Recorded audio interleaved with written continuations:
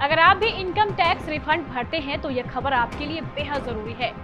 अब आपके पैसे डूब सकते हैं। अगर आपने जल्द से जल्द यह काम नहीं किया तो आपका रिफंड क्लेम नहीं हो पाएगा। अगर आप भी इनकम टैक्स रिफंड भरने वाले हैं तो जल्द से जल्द इस खबर को देखें। यह खबर आपके लिए बेहद महत्वपूर्ण होने वाली है।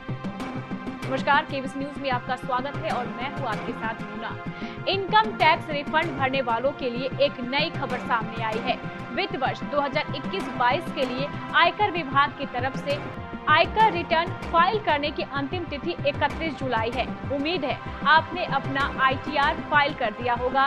नहीं किया है तो इस काम को आप जल्द से जल्द पूरा कर लीजिए, वरना इसके बाद आपके ऊपर पेनल्टी लग सकती है।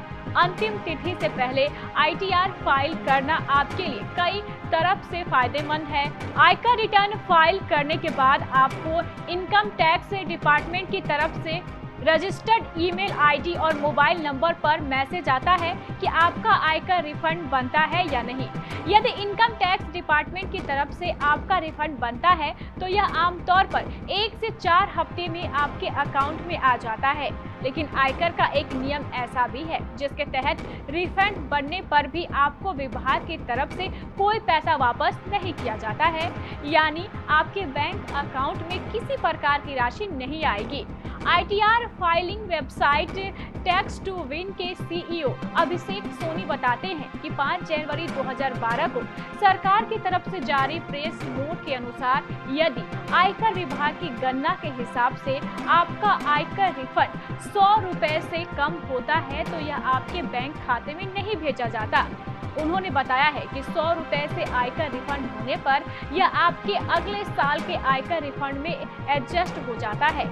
उदाहरण के लिए यदि आपका वित्त वर्ष 2020-21 में आयकर रिफंड 80 रुपए बना तो यह आपके खाते में क्रेडिट नहीं होगा।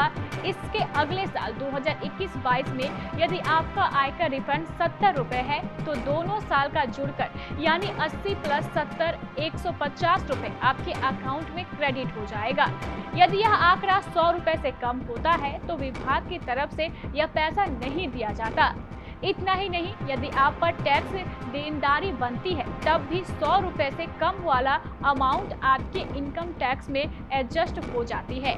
आपको बता दें, वित्त वर्ष 2021-22 के लिए आयकर विभाग की तरफ से इनकम टैक्स रिटर्न भरने की शुरुआत 15 जून 2022 से हो चुकी है। ITR दाखिल करने की अंतिम तारीख 31 जुलाई है। इसके बाद ITR फाइल करने पर आपको पेनल्टी देनी होगी।